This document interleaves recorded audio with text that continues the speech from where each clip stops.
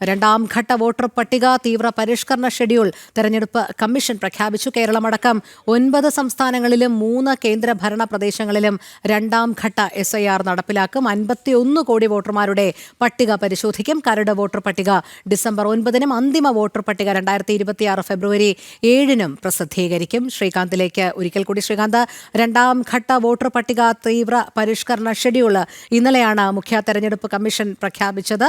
ഏതൊക്കെ രീതിയിൽ നടപ്പിലാക്കാനാണ് ഉദ്ദേശിക്കുന്നത്? തീയതികൾ എങ്ങനെയാണ്?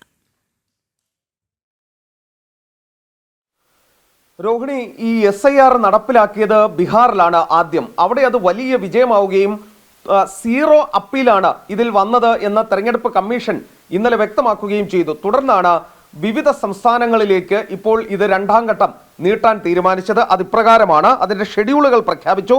കേരളമടക്കം 10 സംസ്ഥാനങ്ങളിലും 2 കേന്ദ്രഭരണ പ്രദേശങ്ങളിലും രണ്ടാം ഘട്ട SIR നടപ്പിലാക്കും എന്നുള്ളതാണ് ഇപ്പോൾ വ്യക്തമാക്കിയിട്ടുള്ളത്. 51 കോടി വോട്ടർമാരുടെ പട്ടിക പരിശോധിക്കും എന്നും വ്യക്തമാക്കുന്നുണ്ട്.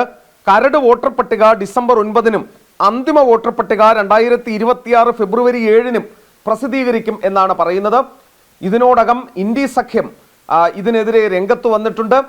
ബംഗാളിൽ വലിയ പ്രക്ഷോഭത്തിന് മമതാ ബാനർജി തന്നെ ആഹ്വാനം നൽകി കഴിഞ്ഞു. MK സ്റ്റാലിന്റെ നേതൃത്വത്തിൽ പ്രതിഷേധവുമായി രംഗത്തുണ്ട്.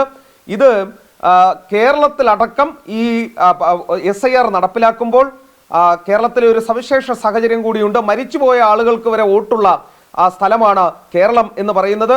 ഒപ്പം തന്നെ ഒരേ ആള് തന്നെ പലതവണ വന്ന് വോട്ട് ചെയ്തു പോകുന്ന മനോഹരമായ കാഴ്ചയും നമുക്ക് കാണാൻ കഴിയുന്ന സ്ഥലമാണ് കേരളം. പക്ഷേ SIR നടപ്പിലാക്കുന്നതോടെ ഇവർക്കെല്ലാം പിടിവീഴും എന്നുള്ളതും ഈ ഘട്ടത്തിൽ എടുത്തു പറയേണ്ടതാണ്.